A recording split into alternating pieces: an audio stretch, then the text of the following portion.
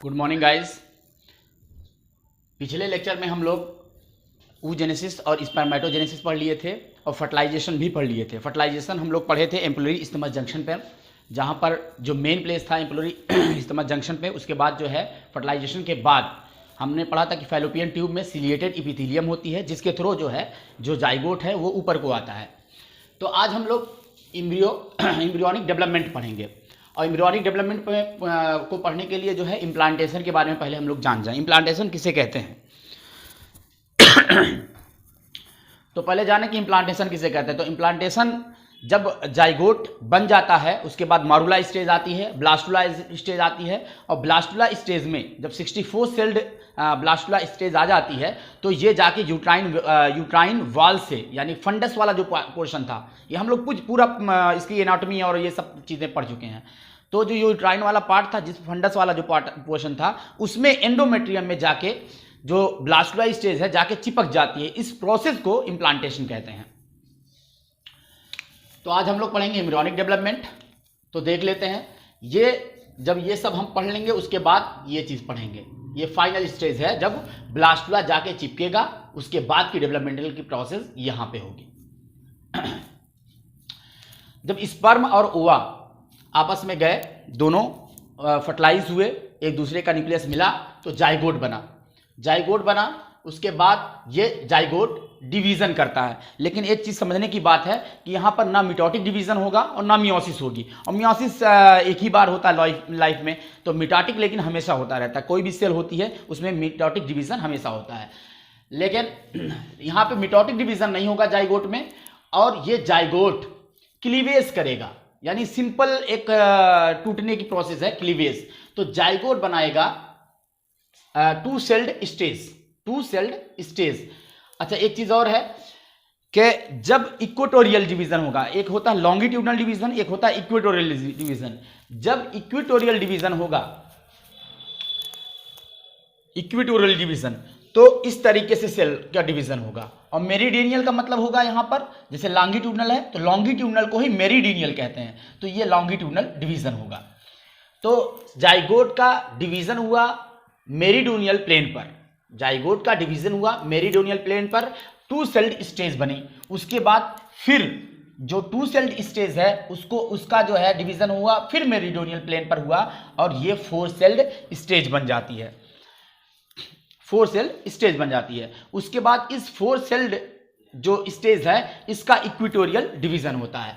यानी first division and second division is, पहला और दूसरा जो डिवीजन होता है वो आपका मेरिडियनियल प्लेन पर होता है, और थर्ड डिवीजन इक्वेटोरियल प्लेन पर होता है, और फोर्थ डिवीजन फिर जो है मेरिडियनियल प्लेन पर होता है। ये इंटर वाले बच्चों के लिए बिल्कुल इंपॉर्टेंट नहीं है, ये कुछ मतलब ये सब कुछ उनको देखना ही नहीं है। जो नीट वाले बच्चे हैं वो छोटी छोटी चीजें ये पकड़ेंगे कि ये पूछा जाता है कि जो जाइगोट होता है उसका जो है फर्स्ट और सेकेंड डिवीजन कैसा होता है, मेरिडियनियल होता है या इक्वेटोरियल होता है, और थर्ड डिवीजन, फोर्थ डिवीजन, यही फोर्थ डिवीजन तक के ही पूछा जाता है, क्योंकि यहीं तक के मेरिडियनियल और जो है आपका इक्वेटोरियल डिवीजन होता है। उसके बाद तो मिटोसिस शुरू हो जाती है, सिंपल प्रोसेस है सेल डिवीजन की। तो यहां पे देखते हैं कि फोर सेल्ड स्टेज बनाया, फिर थर्ड डिवीजन इक्वेटोरियल प्लेन पर हुआ, यह बनाया 8 सेल्ड स्टेज। इसी 8 सेल्ड स्टेज को हम मारुला कहते हैं। 8 सेल्ड स्टेज को क्या कहेंगे? मारुला कहेंगे। अब ये जो 8 सेल्ड स्टेज है वो जो है 64 सेल्ड स्टेज में जाएगा, मेरिडियनियल प्लेन करेगा, फोर्थ डिवीजन होगा। तो एक चीज और देख लेते हैं कि ये फर्टिलाइजेशन के बाद, अच्छा, फर्टिलाइजेशन तक के हम लोग पूरा सही से पढ़े थे, कितना टाइम लगना है, कितना क्या करना है, तो पिछला लेक्चर आप जरूर जो है देख लीजिएगा, क्योंकि अगर पिछला लेक्चर देखे रहेंगे तो इस चीज को बहुत अच्छे से गहराई से समझ पाएंगे। तो फोर्थ, जब ये इसका जो है फर्टिलाइजेशन हो जाएगा तो फर्टिलाइजेशन के बाद चौथे दिन यानी फोर्थ डेज बनेगा आपका ब्लास्टुला। यही चीज जो मारुला, और उसके बाद जो है फोर्थ डेज जो है ये बनेगा ब्लास्टुला। इस बात को बहुत अच्छी तरीके से समझना होगा।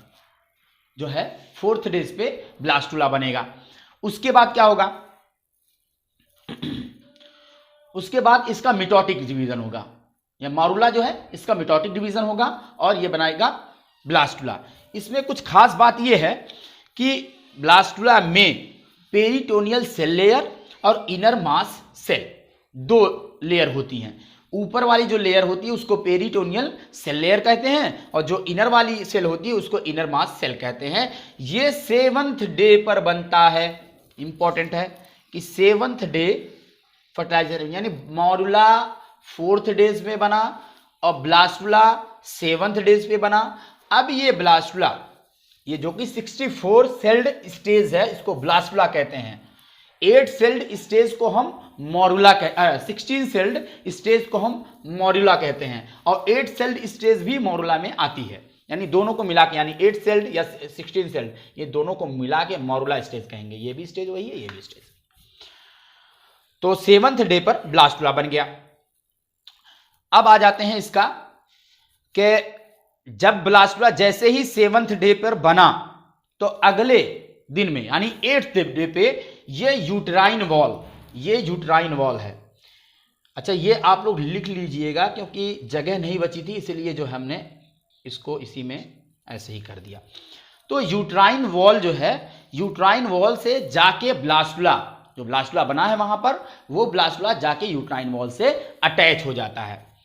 अच्छा, यूट्रस है और कहां पे अटैच होता है? हम बता चुके हैं पहले ही कि जो एंडोमेट्रियम होती है वहीं पर अटैच होता है। पेरीमेट्रियम, मायोमेट्रियम और एंडोमेट्रियम ये आपकी फंडस का पार्ट है। जब पेरीमेट्रियम और मायोमेट्रियम ये सिक्रीटरी नेचर का नहीं होता है, जबकि एंडोमेट्रियम सिक्रीटरी नेचर का होता है। अगर एंडोमेट्रियम सिक्रीटरी नेचर का होता है तो उसमें फ्लूइड भी होता है, पूरे यूट्रस में फ्लूइड भी होगा। तो ये एंडोमेट्रियम से जाके अटैच हो जाता है और जैसे ही एंडोमेट्रियम से जाके अटैच हो जाता है, यूट्राइन फ्लूइड आ जाता है किसमें? ब्लास्टुला में आ जाता है। मतलब इस 64 सेल स्टेज जो थी उसमें आके यूट्राइन फ्लूइड आ जाता है, उसमें भर जाता है यूट्राइन फ्लूइड। अब क्या होगा? जो ये फ्लूइड है, इस फ्लूइड के कारण एक प्रेशर उत्पन्न होगा, प्रेशर होगा। वो प्रेशर क्या करेगा? जो ये सेल है 64 सेल, ये 64 सेल को जाके कंपैक्ट करवा देगा एक किनारे वाले पोर्शन पर। ये कंपैक्ट हो गया, ये चीज जो है कंपैक्ट हो गई। इस कंपैक्टेड पोर्शन को हम एम्ब्रियोनिक नॉब कहेंगे। एम्ब्रियोनिक नॉब कहेंगे, यही इनर मास सेल को रिप्रेजेंट करेगा। बहुत अच्छे से समझना है क्योंकि नीट के लिए बहुत ही इंपॉर्टेंट ये चैप्टर है। और खासकर ये सारी चीजें जैसे oogenesis हुआ, स्पर्मेटोजेनेसिस हुआ, ये सारी चीजें बहुत ही इंपॉर्टेंट है। तो प्रेशर डालेगा और प्रेशर की वजह से एम्ब्रियोनिक नॉब और यही इनर मास सेल को रिप्रेजेंट करेगा। और ऊपर की लेयर को हम ट्रोफोब्लास्ट कहेंगे। क्या कहेंगे? ट्रोफोब्लास्ट कहेंगे। अब उसके बाद इसका जो है, ये यहां से जो 64 सेल स्टेज है, ये सेल ऐसे टूटने लगेगी। मतलब सेल जो है कैचअप करने लगी। पहले तो यूट्रस ने कैच किया और इसने भी कैच किया, लेकिन इसका अभी बस सरफेस लेवल से कैचअप है। इसका जो है सरफेस लेवल पर पैचअप या कैचअप है। अब उसके बाद क्या होता है? जो ये अब इसको ब्लास्टोसिस्ट कहने लगेंगे। एक चीज और देख लेते हैं, जगह नहीं थी इसलिए जो है थोड़ा सा दिक्कत हो रही। तो ये यानी जो ब्लास्टुला था अब ब्लास्टोसिस्ट बन गया। इसलिए ब्लास्टोसिस्ट बन गया क्योंकि यूट्राइन फ्लूइड आ गया ना, अब बीच में गैप हो गया, तब इसको हम सिस्ट कहने लगते हैं। ब्लास्टोसिस्ट बन गया। अब ये ब्लास्टोसिस्ट से प्रोजेक्शंस निकलेंगे। ब्लास्टोसिस्ट से क्या निकलेंगे? प्रोजेक्शंस निकलेंगे। और वो प्रोजेक्शन किसका पार्ट है? ट्रोफोब्लास्ट। अब यहां पर हम जो है ट्रोफोब्लास्ट का फंक्शन भी जान लेते हैं। जो ट्रोफोब्लास्ट है ये नरिशमेंट प्रोवाइड करता है या न्यूट्रिशन प्रोवाइड करता है किसको? ब्लास्टोसिस्ट को। ब्लास्टोसिस्ट को नरिशमेंट प्रोवाइड करता है ट्रोफोब्लास्ट। अब ये ट्रोफोब्लास्ट जो लेयर है किसकी? ब्लास्टोसिस्ट की, ये प्रोजेक्शंस शो करने लगती हैं और वो प्रोजेक्शन जाके यूट्रस में पैचअप हो जाता है। यूट्रस को कैच कर लेता है अच्छे से, और यूट्रस खुद उसको कैचअप किया है, यानी अब बॉन्डिंग बहुत अच्छे से बन गई है। अब जो है जो ब्लास्टोसिस्ट की बॉन्डिंग है वो बहुत अच्छे से बन गई है। यही वो स्टेज है जिसको हम इम्प्लांटेशन कहेंगे, यही इंपॉर्टेंट है। इसीलिए सबसे पहले हमने क्या कहा, इम्प्लांटेशन की डिफिनीशन हमने दिया, तो ये वो स्टेज है जिसको हम कहेंगे इम्प्लांटेशन हो गया। अब देख लेते हैं जो प्रोजेक्शन वाला पोर्शन है, जो प्रोजेक्शन वाला पोर्शन है, यहां पे हमारे पास जगह नहीं थी, इसको हम सिनसाइटोट्रोफोब्लास्ट कहते हैं। इसको आप लोग नोट कर लीजिएगा जरूर, सिनसाइटोट्रोफोब्लास्ट कहते हैं, सिनसाइटोट्रोफोब्लास्ट। और जो दूसरी लेयर है उसको हम ट्रोफोब्लास्ट कहेंगे। यानी ये जो ट्रोफोब्लास्ट है वो दो लेयर में चेंज हो गई। जो प्रोजेक्शन वाला पोर्शन है उसको हम सिन कहेंगे, सिन इसलिए क्योंकि दोनों यूट्रस और आपकी जो ब्लास्टोसिस्ट है वो दोनों अटैच हो गया, इसलिए सिन, सिन मीन्स होता है जुड़ना। तो सिनसाइटोट्रोफोब्लास्ट कहेंगे और ट्रोफोब्लास्ट कहेंगे। और एक इंपॉर्टेंट बात आती है, ये नीट में और सीपीएमटी मतलब हर एग्जाम में पूछा जा चुका है कि साइटोट्रोफोब्लास्ट को और क्या कहते हैं, तो लैंगरहैंस लेयर कहते हैं, लैंगरहैंस लेयर कहते हैं इसको, साइटोट्रोफोब्लास्ट को। तो हमने ये पूरा पढ़ लिया कि किस तरह एम्ब्रियोनिक डेवलपमेंट होता है, किस तरह इम्प्लांटेशन होता है, अटैचमेंट कैसा होगा, किस तरह का प्लेन, किस तरह का डिवीजन होता है, मेरिडोनियल प्लेन पर क्या होता है, इक्वेटोरियल प्लेन पर क्या होता है, ये सारी चीजें हमने पढ़ ली। अब आ जाते हैं, इसी पोर्शन को हम उठा लेते हैं, इसी पोर्शन को हम उठाएंगे, ये जो पोर्शन है यहां पे आ जाते हैं। ये यूट्रस है, यूट्रस ऑफ प्रेग्नेंट फीमेल। अच्छा, उससे एक लेयर अटैच होती है जिसको हम कहते हैं डेसिडुआ। क्या कहते हैं, डेसिडुआ। ये इंटर के कोर्स में ही नहीं है, ये सारी चीजें जो है, ये जो डेसिडुआ है ना, ये इंटर के कोर्स में नहीं है, लेकिन चूंकि हम लोग नीट का पढ़ रहे हैं तो और इंटर का भी कवर कर रहे हैं, तो डेसिडुआ हमें पढ़ना पड़ेगा। तो डेसिडुआ ये एंडोमेट्रियम ही शो करता है। अब यहां पे देख लेते हैं कि जो ये आया ना, ये जो ब्लास्टोसिस्ट है, ये ब्लास्टोसिस्ट है, ये अटैचमेंट हो गया। तो डेसिडुआ तीन तरह का होता है, एक तो होगा डेसिडुआ कैप्सुलैरिस, एक होगा डेसिडुआ बेसियलिस, और एक होगा डेसिडुआ पेराइटैलिस, जिसको हम डेसिडुआ वेरा भी कहते हैं। अब देख लेते हैं खास बात। अच्छा, हम कोशिश किए कर रहे हैं कि फिगर ही में सब कुछ जो है समा दें, फिगर में सब कुछ आ जाए, क्योंकि अलग से लिखने में टाइम ज़्यादा लगेगा और हम क्रैश कोर्स करा रहे हैं, तो इसी में सब कुछ हमने पूरा जितना भी क्वेश्चन है सब कुछ इसी में पुटअप करने की कोशिश की है।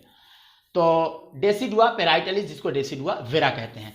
तो डेसिडुआ कैप्सुलैरिस, इसकी नोट्स आप लोग बना लीजिएगा, सही से लिख लीजिएगा। डेसिडुआ कैप्सुलैरिस केवल इम्ब्रियो से अटैच होता है, डेसिडुआ कैप्सुलैरिस केवल इम्ब्रियो से ही अटैच होता है। यह भी क्वेश्चन पूछा जा चुका है कि डेसिडुआ कैप्सुलैरिस किस किस पोर्शन से अटैच होता है, तो केवल इम्ब्रियो से अटैच होता है, ये यूट्रस से अटैच नहीं होता है। डेसिडुआ बेसियलिस ये दोनों से अटैच होता है, यानी यूट्रस से भी अटैच होगा और आपका जो है इम्ब्रियो से भी अटैच होगा, डेसिडुआ बेसियलिस। उसके बाद आ जाते हैं डेसिडुआ पेराइटैलिस, जिसको हम डेसिडुआ वेरा कहते हैं। ये केवल जो है यूट्रस से अटैच होता है, इम्ब्रियो से अटैच नहीं होता है। अच्छा, अब एक चीज और आता है कि हम कैसे पता कर, शुरुआती स्टेज में हम कैसे पता करते हैं कि कोई फीमेल जो है प्रेग्नेंट है या नहीं है, तो उसका टेस्ट होता है ग्रेविडेक्स टेस्ट। ये सब जो है नीट के लेवल से है, क्योंकि भाई कहीं से थोड़ा बहुत इधर उधर क्वेश्चन पूछते हैं नीट वाले, और बहुत सारे एग्जाम्स हैं जो थोड़ा अलग से पूछ लेते हैं, तो इसीलिए हमने इसको बता दिया कि जो है इसका टेस्ट होता है ग्रेविडेक्स टेस्ट। उसमें क्या देखा जाता है, HCG, जो HCG हार्मोन देखा जाता है, क्योंकि जब प्रेग्नेंट वुमेन होगी तो उसमें क्या होगा, HCG का लेवल बहुत बढ़ा होगा, HCG का लेवल बहुत बड़ा होगा। और बहुत गहराई से अगर समझना चाहें तो HCG जो है अल्फा और बीटा अमीनो एसिड का मिलकर बना होता है। अल्फा अमीनो एसिड 89 होता है और बीटा अमीनो एसिड 148 होता है। खैर बहुत गहराई से समझना चाहेंगे तो ये हो गया। तो यूट्रस से डेसिडुआ अटैच होता है। डेसिडुआ 3 पार्ट होता है। क्या? डेसिडुआ कैप्सुलरिस, डेसिडुआ बेसियलिस और डेसिडुआ पेराइटलिस, जिसको डेसिडुआ वेरा कहते हैं। तो आज का लेक्चर यहीं पर समाप्त होता है। Thanks for watching. अगर वीडियो अच्छा लगे तो सब्सक्राइब, शेयर और लाइक ज़रूर करें।